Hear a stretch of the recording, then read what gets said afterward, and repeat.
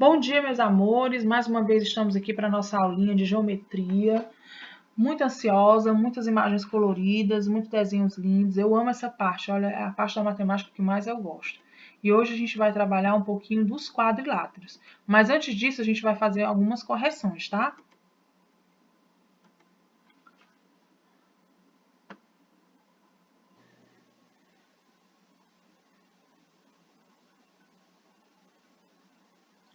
Oi, galerinha, tudo bom? Estamos aqui para fazer a conferência dessa atividadezinha de casa, tá? Então, vamos lá. Classifica as figuras a seguir como planas ou espaciais. No item A, é uma figura espacial, porque ela possui 3 dimensões. Você observa que tem esses pontilhadozinhos aqui, é justamente a parte de trás, tá? No item B, também é uma figura espacial, porque está aqui o pontilhado indicando a parte de trás. Então, essa imagem tem 3 dimensões, né? Comprimento, profundidade e altura.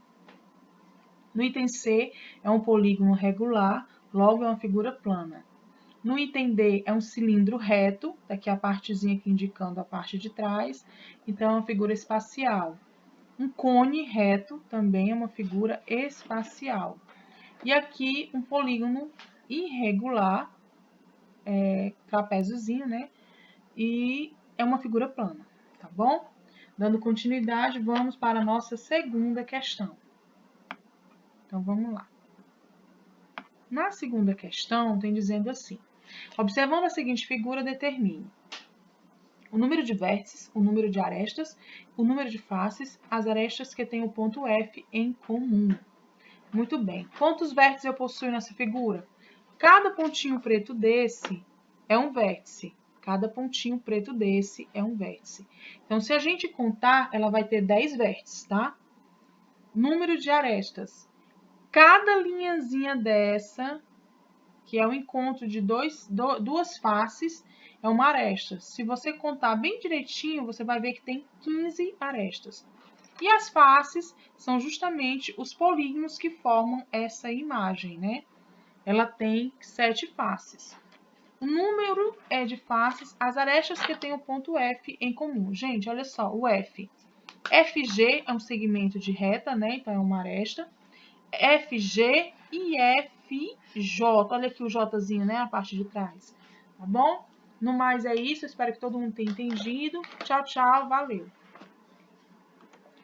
Então, dando continuidade.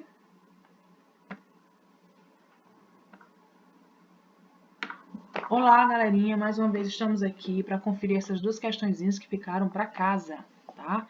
Então, é assim. Na página 45 tem a terceira questão do Joãozinho. Então, vamos lá ler a questão do Joãozinho. João realizou medições nos ângulos internos de alguns triângulos e anotou em quadro. Ponto. Infelizmente, durante uma pausa para matar a sede, acabou deixando cair água em seus registros, o que fez perder algumas informações. Gente, isso acontece demais, principalmente comigo, que sou desastrada. Ajude João a completar seu quadro sem utilizar o transferidor. Então, vamos lá. Primeira situação. Primeiro ângulo, segundo ângulo, terceiro ângulo.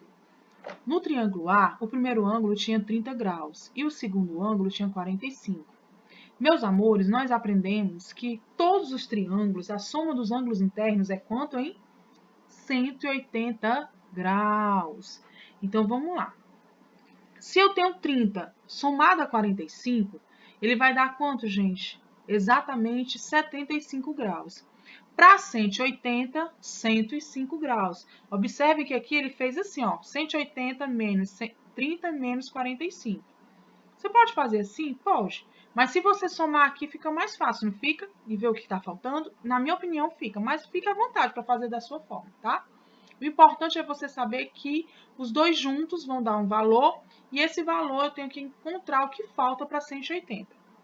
No triângulo B, o primeiro ângulo é 70 e o segundo 50. Logo, a soma dos dois ângulos dá 120. 120 para 180 é 60 graus. Olha aqui, ó, certo? No triângulo C, o primeiro ângulo é 60 graus e o segundo 60. Oh, meus amores, 3 vezes 60 é 180. Então, o que está faltando para 180? 60 graus. Muito facinho isso, né? Vou recapitular. A soma dos ângulos internos de um triângulo sempre é 180 graus. Muito bem.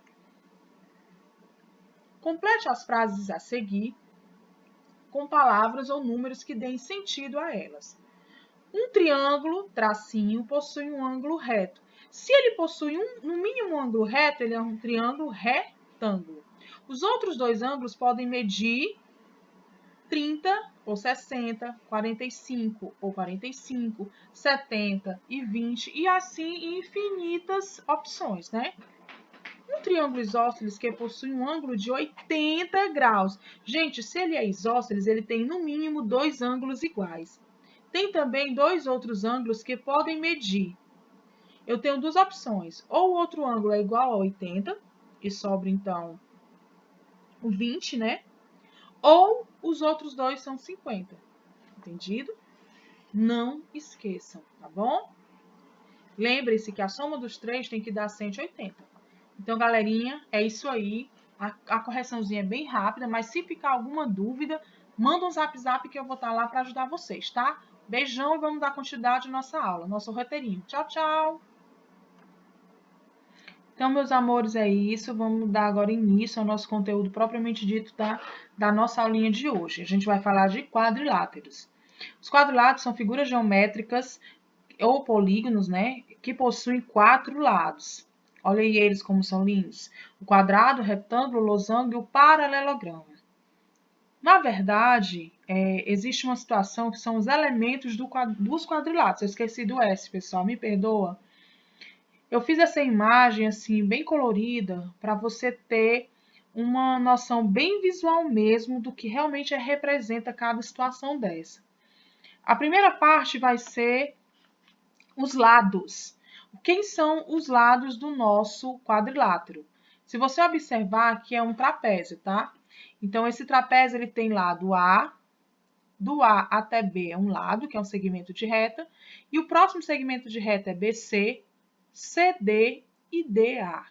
Observem que ele também tem diagonais, ó, aonde liga dois pontos não consecutivos. Então, se ele tem 4 lados, ele sempre vai ter duas diagonais. Esse quadrilátero também possui vértices. Quem são os vértices dele? Eu coloquei as bolinhas azuis, ó. Ai, meu Deus, que bola grande, não foi que eu coloquei? Mas é bom porque fica bem visível. O A, o B, o C e o D são os nossos vértices. E os nossos ângulos internos, olha aí, bem bonitão. É justamente a abertura do A, do ponto A, a abertura do ponto B, a abertura do ponto C e a abertura do ponto D. Não esqueça que todo letra maiúscula com esse chapéuzinho em cima indica um ângulo interno. Consequência vem o nosso alfa e o nosso beta. O nosso alfa, ele é um ângulo interno, porque ele está do lado de dentro do nosso triângulo, do lado interno do nosso triângulo. Já beta é um ângulo externo, porque ele está do ladinho de fora, tá bom? Observem que um ângulo interno e um ângulo externo, eles somados os dois juntos dá o quê? 180 graus. Isso se eles forem, né, um do ladinho do outro, olha só, tá bom? Muito bem, né? Ângulos consecutivos, é isso aí. Vamos lá, dando continuidade. Qualquer quadrilátero pode ser dividido em dois triângulos. Será, pessoal? Olha só aí nosso exemplo, hein? Isso é um quadrilátero, né? Um losango. Observe que ele traçou uma diagonalzinha aqui no meio, ligando o ponto A ao ponto C, e originou dois triângulos. Cada triângulo desse, os ângulos internos somam 180 graus. Logo, se você observar, a soma dos ângulos internos de um quadrilátero é igual a 2 vezes 180. Mas por quê? 180 no primeiro triângulo, 180 no segundo triângulo. Somando os dois, vai dar 360 graus. Muito bom. Para a gente saber isso, sempre a gente traça a diagonal, tá? Traçando a diagonal dá para a gente visualizar bem esses dois triângulos. Então, gente, não esqueçam. A soma dos ângulos internos de um quadrilátero sempre vai ser 360 graus. Memorize isso, tá, galerinha? Os nossos quadriláteros, eles se dividem em dois grupos, os grupos dos trapézios e os não trapézios. Os não trapézios são aqueles quadriláteros, vamos dizer assim, irregular. Eles têm sempre medidas diferentes e sempre traços assim bem complexos, vamos dizer assim. E no grupo dos trapézios ainda tem um subgrupo, que são os paralelogramos e os trapézios. Os paralelogramos, eles podem se dividir também e receber nomenclaturas diferentes, dependendo da quantidade da medida dos lados e dos ângulos. Se você observar, e os próprios trapézios, né? Os trapézios propriamente ditos. Vamos lá. Os nossos paralelogramos, eles podem ser o próprio paralelogramo, que possui diagonais com comprimentos diferentes e possui dois lados paralelos iguais. O losango, olha aqui nosso losango, tem duas diagonais perpendiculares. Como assim perpendiculares? Que elas duas formam um ângulo reto, né? Se cruzam em apenas um único ponto e formam um ângulo reto. Também tem lados paralelos iguais, tá bom? E detalhes, os quatro lados do paralelogramo são iguais. E do losango, tá, galerinha? Do paralelogramo, só os lados opostos que são iguais. Do nosso retângulo, possui diagonais com o mesmo comprimento, formam só retas concorrentes, e eles possuem lados opostos iguais, tá bom? O nosso lindo paralelogramo quadrado possui diagonais perpendiculares, que também formam ângulos de 90 graus, e os quatro ladinhos deles são exatamente iguais, tá bom, meus amores? Vamos lá, propriedade dos paralelogramos. Os ângulos opostos de um paralelogramo têm a mesma medida. Sempre os ângulos opostos de um paralelogramo possuem a mesma medida. Observe que eu estou trabalhando aí o ângulo D, ó, D, o ângulo B, eles são opostos, têm medidas iguais. O ângulo A e o ângulo C são opostos e também têm medidas iguais. Dois ângulos consecutivos de um paralelogramo são suplementares. Então, dois ângulos consecutivos são aqueles que vem um e depois vem o outro em seguida. Somando eles dois sempre são suplementares. A soma deles sempre dá 180 graus. Muito bem, né? E aqui, ó, um resumozinho bem básico para a gente poder não esquecer do que a gente está falando. Os quadriláteros se dividem em trapézios e não trapézios. Os trapézios, pelo menos dois lados são paralelos. Os não trapézios têm sempre um único eixo de simetria e são bem irregulares. Os paralelogramos e os trapézios propriamente ditos são do grupinho aqui dos trapézios. Qual é a diferença deles? O paralelogramo, os lados opostos, sempre são paralelos e iguais. Já no trapézio, apenas dois lados são paralelos e iguais nem sempre, tá? No trapézio propriamente dito, nem sempre os lados paralelos são iguais. Mas no paralelogramo, sim. Isso já é uma distinção dele, tá bom? Então, vamos lá. O paralelogramo se divide em 4 grupos, dependendo da quantidade de lados, do tamanho da medida dos lados e dos ângulos. O primeiro vem o próprio paralelogramo. Ele possui lados opostos iguais e ângulos opostos iguais. Já no retângulo, possui 4 ângulos iguais e lados opostos iguais, ok? 4 ângulos retos. No losango, os 4 lados são iguais e os ângulos opostos são iguais. Já no nosso quadradinho, como a gente já tinha dito, os 4 lados são iguais e os 4 ângulos retos. Muito bem. Voltando para o nosso trapézio propriamente dito e o seu grupo.